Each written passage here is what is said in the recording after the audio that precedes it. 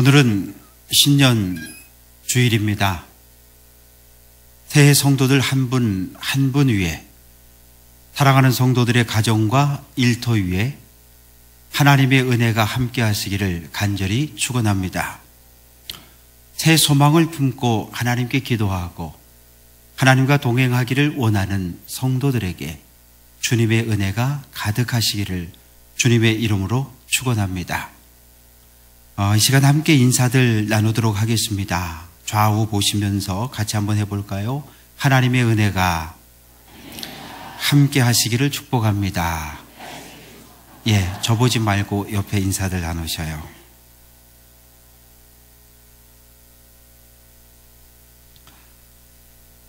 이사야는 60년 동안 남유다 예루살렘을 중심으로 선지자로 사역했던 사람입니다. 그런데 이사야 선지자가 선지자로 활동할 당시 이 한치 앞도 바라볼 수 없을 정도로 국내 정치, 국제 정치가 대단히 혼란스러웠던 시대입니다.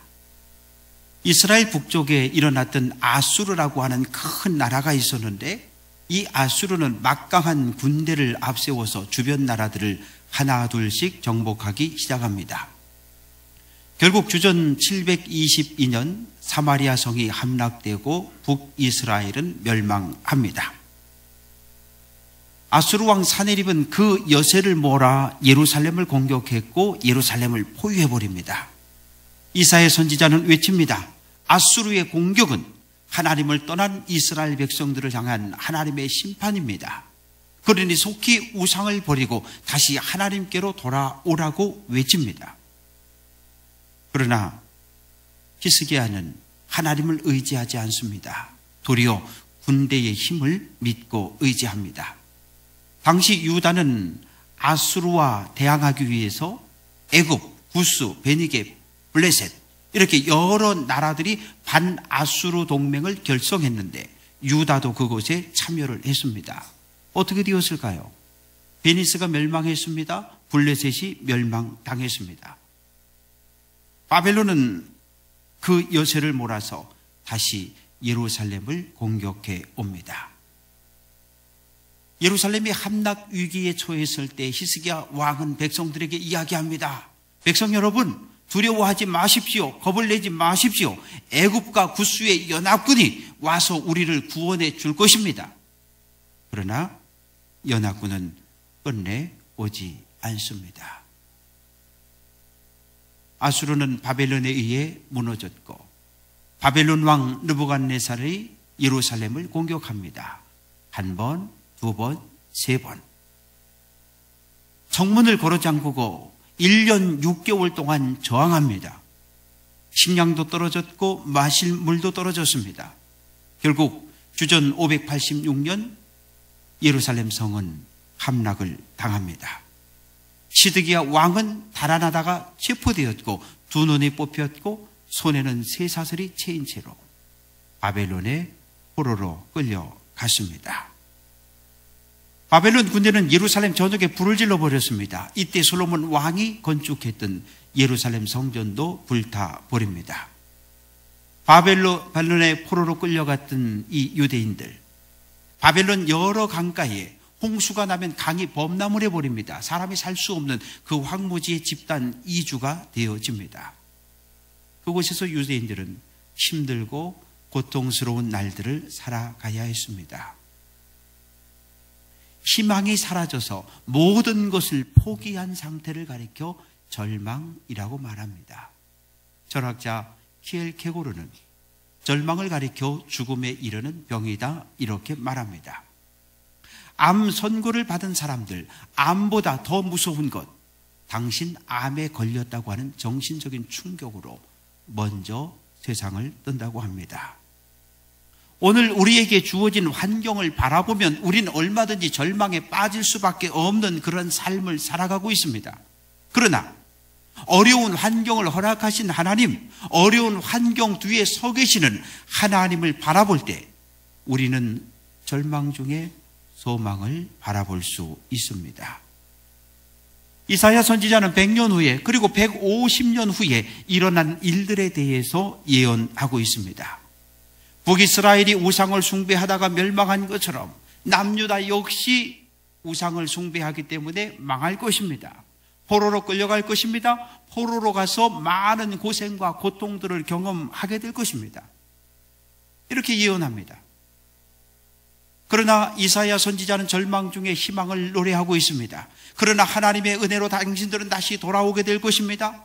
예루살렘 성전이 회복되고 하나님을 향한 예배가 드려질 것입니다. 하나님의 백성과 구원받은 성도들이 예루살렘으로 하나님을 예배하기 위해 달려올 것이라고 예언을 했습니다. 이사야의 예언대로 예루살렘은 무너졌고 많은 사람들이 포로로 끌려갔습니다. 그 막강한 바벨론 제국이 영원할 줄 알았는데 채 60년이 되지 못해서 바사 제국의 멸망을 당합니다. 바사 제국의 왕 고레스가 놀라운 믿음의 고백을 합니다.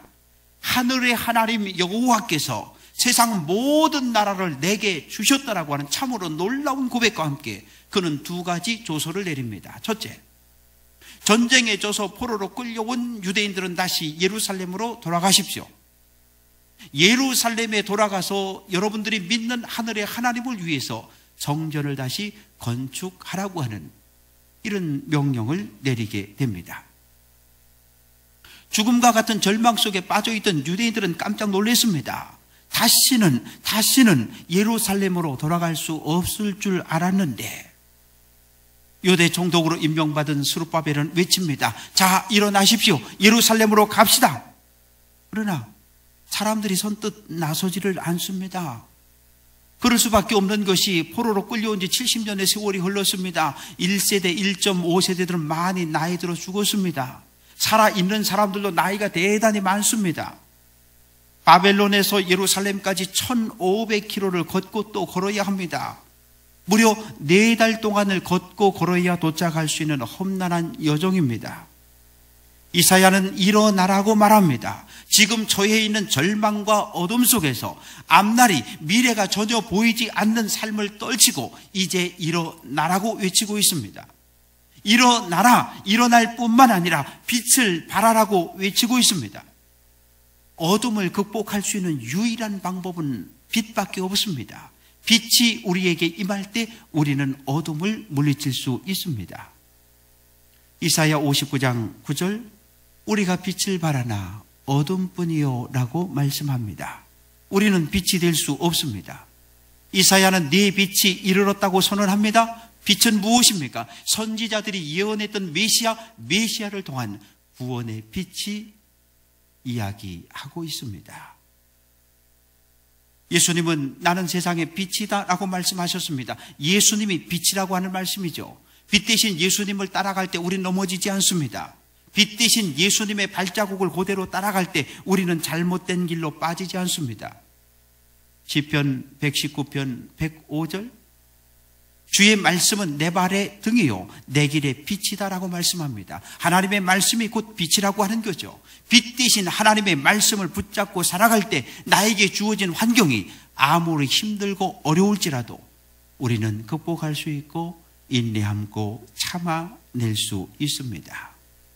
사랑하는 성도 여러분, 우리 모두는 전에는 어두움이었습니다. 어둠의 자녀들이었어요. 그러나 예수를 그리스도로 영접한 이후에 우리는 하나님의 자녀가 되었습니다. 이제 빛의 자녀가 되었습니다. 빛의 자녀가 되었으면 빛의 자녀답게 살아야 합니다. 생활을 통해 빛의 열매들이 맺혀져야 하는데 착하고 의롭고 진실한 삶을 살아가야 합니다.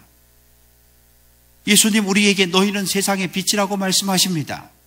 너희는 한 개인이 아니라 교회 공동체 전체가 세상의 빛이 되어야 한다고 말씀합니다. 빛은 무엇입니까? 성도들의 선한 생활입니다. 교회 공동체는 거룩함을 가지고 있어야 합니다. 거룩함을 잃어버린 교회는 세상으로부터 인정을 받지 못합니다. 교회는 세상 사람들로부터 인정을 받아야 하고 칭찬을 받아야 합니다. 이사야는 여호와의 영광이 내 위에 임하였다고 선언합니다. 바벨론으로 포로로 끌려간 지 70년 만에, 그리고 150년 만에, 그리고 161년 만에 1차, 2차, 3차 포로 귀환이 일어납니다. 1차 포로 귀환 때 약 5만여 명의 성도들이 돌아옵니다. 그들은 뜨거운 열정을 가지고 옵니다. 4달 동안 하나님을 찬양하며 사막을 걸어왔습니다. 예루살렘 성전을 건축하기를 시작합니다. 뜨거운 열정으로 달려들었습니다. 그러나 성전 건축은 중단되어집니다. 방백 르훔과 서기관 심세는 아닥사스다 왕에게 유대인들이 예루살렘 성전을 건축하고 있는데 성전 공사를 중단시켜달라고 고소했기 때문이지요. 이 일로 인해서 성전 건축은 무려 16년 동안 중단되었습니다. 금방이라도 성전이 건축되어지고 하나님께 예배를 드릴 줄 알았는데 유대인들의 열정이 조금씩 식어지기 시작합니다. 건축되다 중단된 성전을 바라보면 한숨만 나옵니다. 한 달, 2달, 1년, 2년 기다리면 성전을 다시 건축할 수 있을 줄 알았습니다. 그러나 어느덧 세월은 10년 세월을 훌쩍 넘겨버렸습니다. 뜨거운 열정은 식어버렸고 무기력한 절망의 상태에 빠졌습니다. 이제 우리는 아무것도 할 수 없다는 절망이 그들을 사로잡습니다. 차라리 이럴 것 줄 알았으면 바벨론에 그냥 남아있을 걸. 괜히 예루살렘으로 돌아왔다고 후회하기 시작합니다. 선지자는 무력감에 빠져 있는 백성들을 향해서 다윗의 나라가 다시 한번 회복될 것이라고 예언하고 있습니다.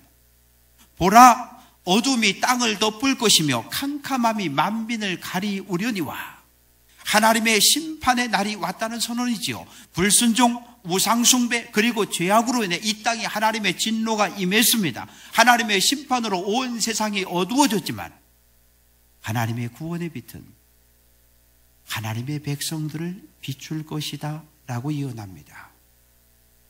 예수님 유대 베들레헴에 오셨습니다. 유대인들에게는 구원의 빛이 비추어졌지만 여전히 다른 나라 사람들은 어둠에 갇혀 있습니다. 하나님은 예수를 통해 유대인을 구원하고 유대인을 통해 온 세상을 구원하기를 원하셨습니다. 그러나 자기 백성을 구원할 목적으로 예수님 이 땅에 오셨는데 유대인들은 어떻게 했습니까? 요한복음 1장 11절 자기 땅에 오매 자기 백성이 영접하지 아니하였다라고 말씀합니다. 아브라함의 자손 선택받은 민족임을 스스로 자랑했던 유대인들은 예수를 메시아로 인정하지 않습니다. 도리어 예수를 핍박했고 시험했고 결국 십자가에 못 박아 죽였습니다. 3절 나라들은 내 빛으로 왕들은 비치는 내 광명으로 나아오리라 라고 말씀합니다.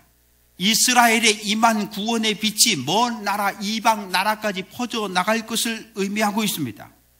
예수님 세상에 오신 목적이 무엇입니까? 심판입니까? 멸망입니까? 그렇지 않습니다. 예수님을 통해서 온 세상이 구원받는 것을 원하셨습니다. 예수님은 제자들에게 온 천하를 다니며 만민에게 복음을 전하라고 명령하셨습니다. 유대 땅 베들레헴에 임한 구원의 빛이 예루살렘과 유대를 넘어 사마리아와 땅끝까지 확산되어야 한다고 말씀하셨습니다. 4절 내 눈을 들어 사방을 보라 무리가 다 내게로 오느니라. 내 아들들은 먼 곳에서 오겠고 내 딸들은 안기어 올 것이라고 노래하고 있습니다. 무리는 누구입니까? 바벨론에 의해 전 세계에 흩어져 버린 유대인들이 다시 돌아올 것이며 하나님을 믿고 개종한 사람들이 다시 예루살렘으로 몰려올 것을 노래하고 있습니다. 어린 자녀들은 부모의 등에 업히고 어린 자녀들은 부모의 품에 안겨서 올 것이라고 노래합니다. 구원의 날에 구원받은 모든 나라 사람들이 예물을 들고 찬양하며 예루살렘으로 몰려올 것을 예언하고 있습니다. 구름처럼 몰려올 것이고 비둘기처럼 빨리 달려올 것이라고 말씀하고 있습니다. 사랑하는 성도 여러분, 오늘 우리들의 삶의 모습은 어떠합니까? 바벨론의 포로로 끌려갔던 사람들처럼 소망을 잃어버린 채 절망과 좌절 속에 앉아있지는 않은지요? 한 번, 두 번 시도한 후에 힘들다며 주저앉아 있지는 않은지요? 두려움과 절망, 고통과 괴로움에 빠져있는 이유는 무엇입니까? 우리 안에 빛이 없기 때문입니다. 빛 대신 예수 그리스도가 내 안에 없으면 우리의 삶은 언제나 어둠일 수밖에 없습니다. 예수님을 영접함으로 우리의 신분이 변했습니다. 어둠의 자식에서 하나님의 자녀로 바뀌었습니다. 괴테는 같이 한번 해볼까요? 뱀이 허물을 벗지 못하면 죽는다, 이런 말을 했습니다. 뱀은 성장할 때마다 허물을 벗습니다. 이 몸집은 점점 자라고 성장하는데 껍질, 비늘은 자라질 않습니다. 그래서 몸이 자라면 벗고 몸이 자라면 벗고 그렇습니다. 성도의 믿음은 자라야 합니다. 그런데 오늘 우리의 문제는 무엇입니까? 과거의 죄와 허물을 다 벗지 못했는데 우리는 벗었다고 착각하며 살고 있습니다. 믿음은 전혀 성장하지 않고 있는데 본인은 믿음이 자랐다라고 착각하고 있습니다. 믿음이 여러 해 동안 제자리인데 안이 뒤로 물러갔는데 본인은 내 믿음은 다 자라서 이제 더 이상 자랄 것이 없다고 그렇게 착각을 합니다. 착각이 무엇입니까? 어떤 사실을 실제와 다르게 잘못 느끼고 있는 것, 그것이 착각이지요. 착각은 자유라고 합니다. 올 한 해 저의 믿음도 자라가고 여러분의 믿음도 다 자라가서 하나님 앞에 칭찬받는 귀한 성도들 될 수 있기를 주님의 이름으로 간절히 축원합니다. 믿음이 성장했으면 우리가 해야 할 일이 있습니다. 무엇입니까?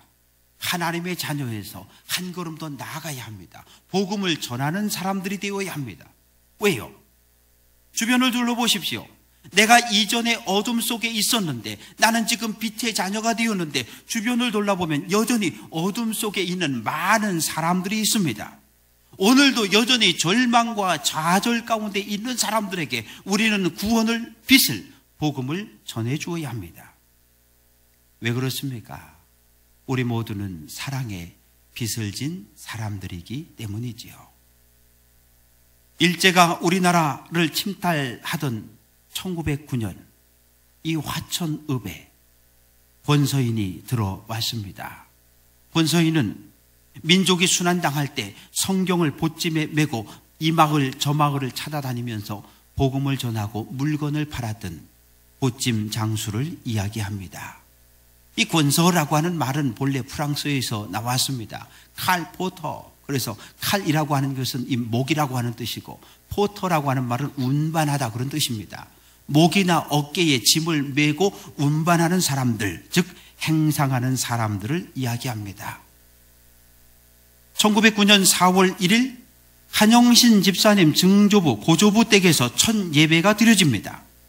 일제시대의 암흑, 해방과 함께 찾아온 공산당의 통치, 한국전쟁과 힘들고 어려웠던 수많은 고통의 시간을 지나 오늘 104년의 세월을 뛰어넘어 오늘 우리는 여기에 있습니다.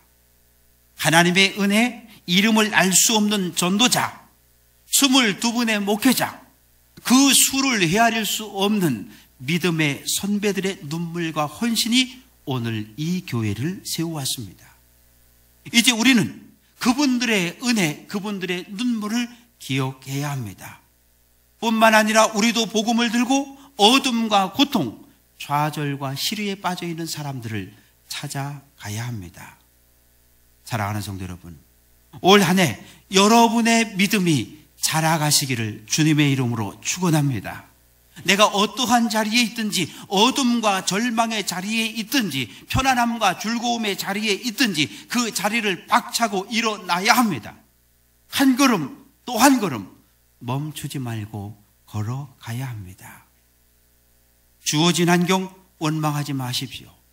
오늘 당하는 고난, 그 고난에 마음을 빼앗기지 마십시다. 하나님의 자녀답게 구원의 복음을 전할 수 있는 전도자의 삶을 살아가시기를 주님의 이름으로 간절히 축원합니다. 기도합니다. 아버지 하나님, 감사와 찬양과 영광을 받으옵소서. 일어나 빛을 발하라고 명령하십니다.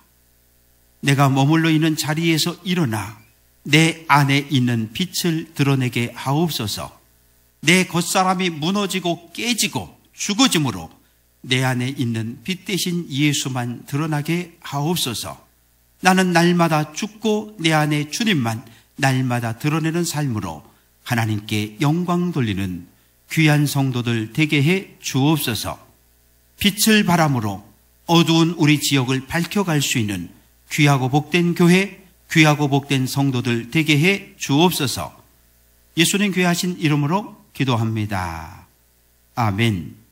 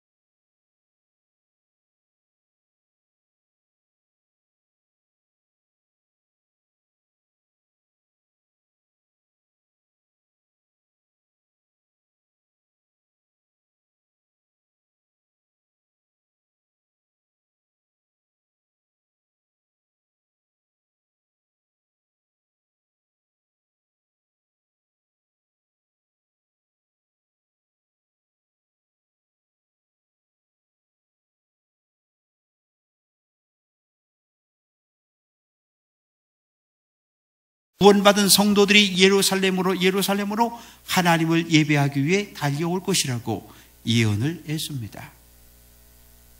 이사야의 예언대로 예루살렘은 무너졌고 많은 사람들이 포로로 끌려갔습니다. 그 막강한 바벨론 제국이 영원할 줄 알았는데 채 60년이 되지 못해서 바사 제국의 멸망을 당합니다. 바사 제국의 왕 고레스가 놀라운 믿음의 고백을 합니다.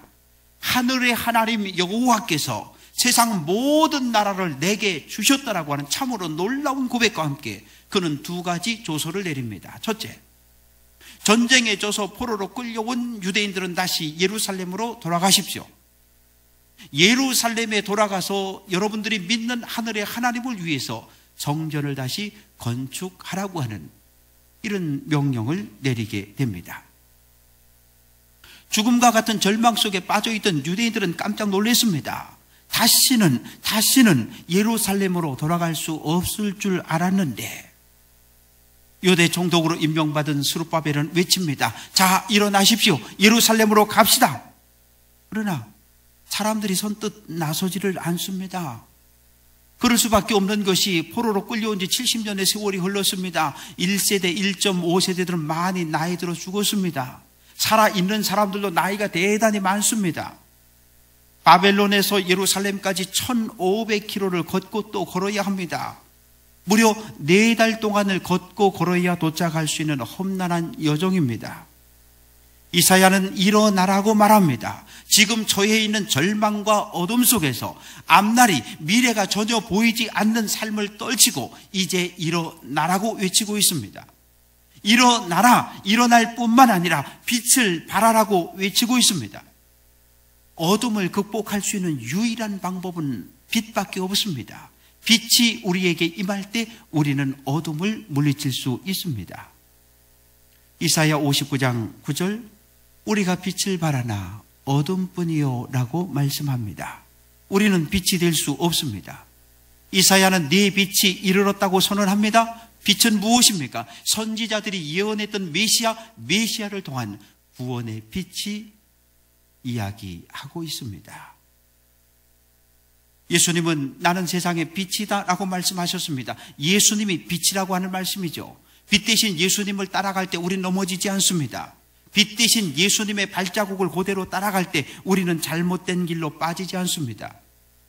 시편 119편 105절, 주의 말씀은 내 발의 등이요 내 길의 빛이다 라고 말씀합니다. 하나님의 말씀이 곧 빛이라고 하는 거죠. 빛 대신 하나님의 말씀을 붙잡고 살아갈 때 나에게 주어진 환경이 아무리 힘들고 어려울지라도 우리는 극복할 수 있고 인내함고 참아낼 수 있습니다.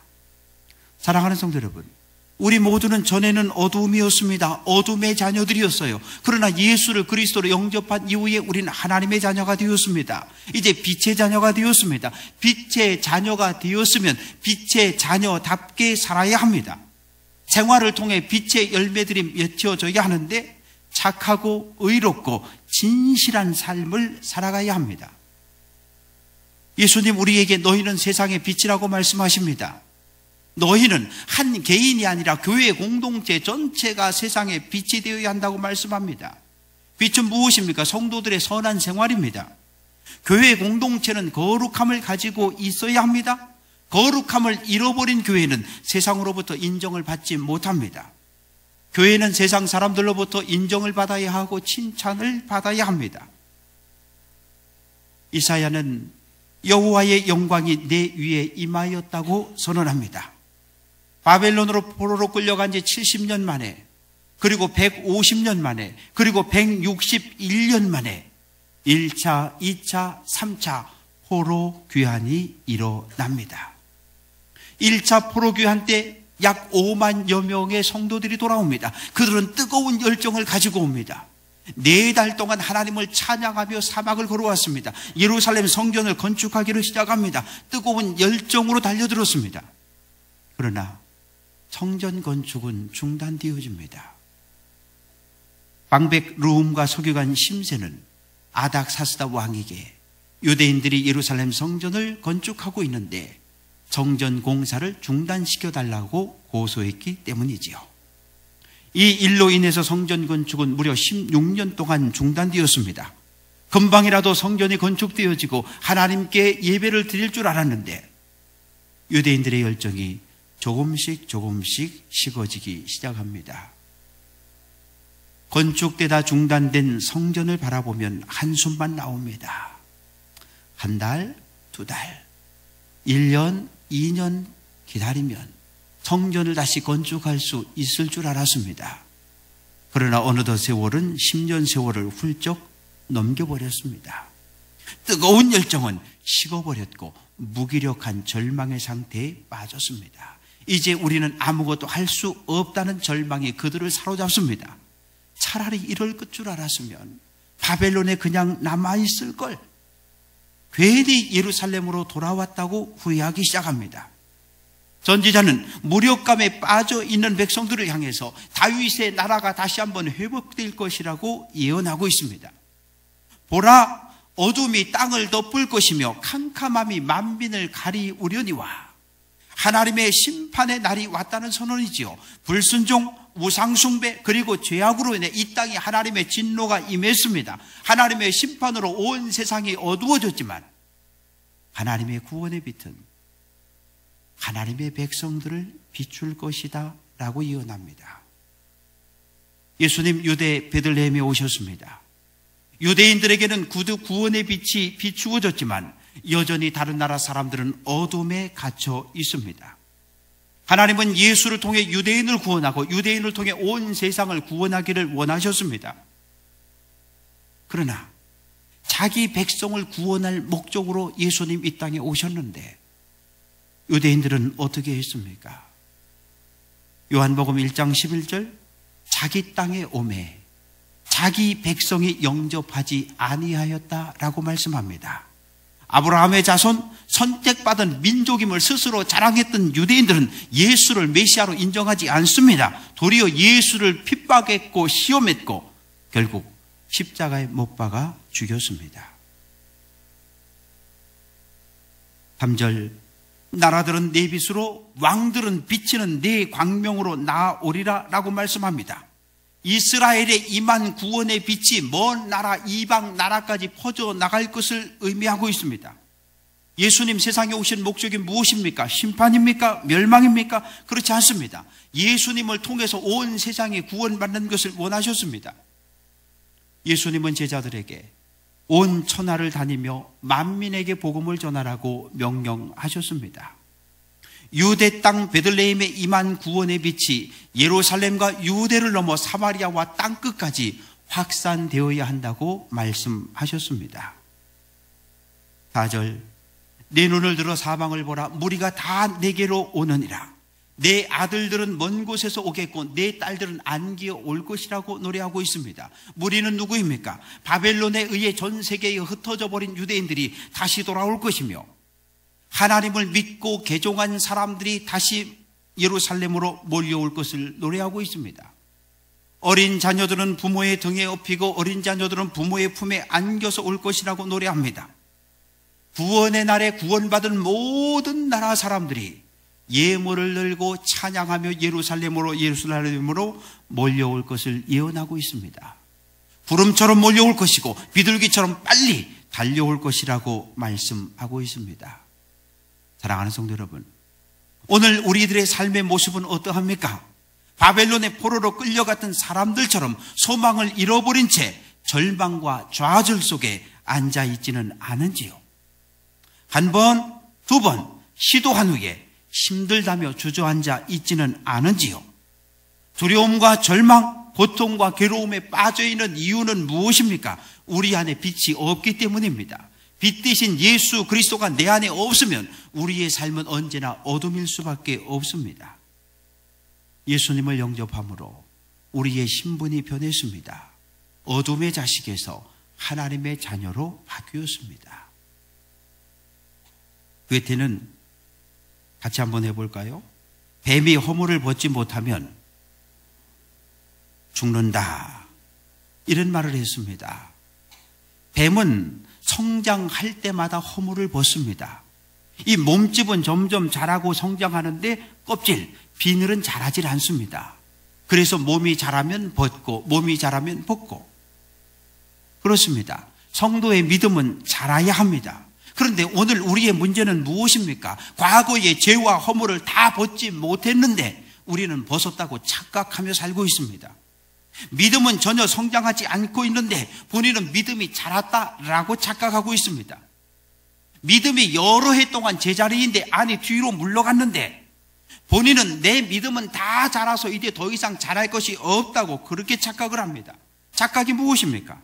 어떤 사실을 실제와 다르게 잘못 느끼고 있는 것, 그것이 착각이지요. 착각은 자유라고 합니다. 올 한 해 저의 믿음도 자라가고 여러분의 믿음도 다 자라가서 하나님 앞에 칭찬받는 귀한 성도들 될 수 있기를 주님의 이름으로 간절히 축원합니다. 믿음이 성장했으면 우리가 해야 할 일이 있습니다. 무엇입니까? 하나님의 자녀에서 한 걸음 더 나아가야 합니다. 복음을 전하는 사람들이 되어야 합니다. 왜요? 주변을 둘러보십시오. 내가 이전에 어둠 속에 있었는데 나는 지금 빛의 자녀가 되었는데 주변을 돌아보면 여전히 어둠 속에 있는 많은 사람들이 있습니다. 오늘도 여전히 절망과 좌절 가운데 있는 사람들에게 우리는 구원을, 빛을, 복음을 전해주어야 합니다. 왜 그렇습니까? 우리 모두는 사랑의 빛을 진 사람들이기 때문이지요. 일제가 우리나라를 침탈하던 1909년 이 화천읍에 권서인이 들어왔습니다. 권서인은 민족이 순환당할 때 성경을 보찜에 메고 이 마을 저 마을을 찾아다니면서 복음을 전하고 물건을 팔았던 보찜 장수를 이야기합니다. 이 권서라고 하는 말은 본래 프랑스에서 나왔습니다. 칼 포터. 그래서 칼이라고 하는 것은 이 목이라고 하는 뜻이고 포터라고 하는 말은 운반하다 그런 뜻입니다. 목이나 어깨에 짐을 메고 운반하는 사람들, 즉 행상하는 사람들을 이야기합니다. 1909년 4월 1일 한영신 집사님 증조부, 고조부 댁에서 첫 예배가 드려집니다. 일제시대의 암흑, 해방과 함께 찾아온 공산당의 통치, 한국전쟁과 힘들고 어려웠던 수많은 고통의 시간을 지나 오늘 104년의 세월을 뛰어넘어 오늘 우리는 여기에 있습니다. 하나님의 은혜, 이름을 알 수 없는 전도자, 22분의 목회자, 그 수를 헤아릴 수 없는 믿음의 선배들의 눈물과 헌신이 오늘 이 교회를 세워왔습니다. 이제 우리는 그분들의 은혜, 그분들의 눈물을 기억해야 합니다. 뿐만 아니라 우리도 복음을 들고 어둠과 고통, 좌절과 시리에 빠져있는 사람들을 찾아가야 합니다. 사랑하는 성도 여러분, 올 한 해 여러분의 믿음이 자라가시기를 주님의 이름으로 축원합니다.